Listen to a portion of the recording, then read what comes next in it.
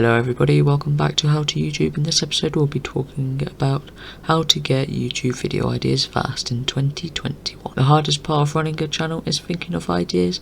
In this episode I will show you how to get your ideas fast with one method. First thing you need to do is open Google Chrome. Step 2, go onto YouTube. Step 3. Now what you want to do is I am going to be searching up Microsoft, and you want to put how to. Now these search terms are your ideas. Now you can change that around, very easy. How to, there's loads of ideas.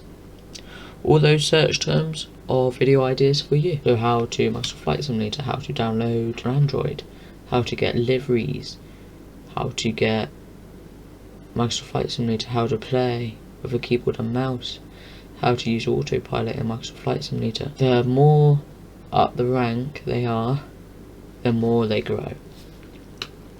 So you can put how to, or you can put tutorials, and then you got flight plan, setup, how to fly, navigation, how to play, controls, keyboard controls, autopilot, and how to fly.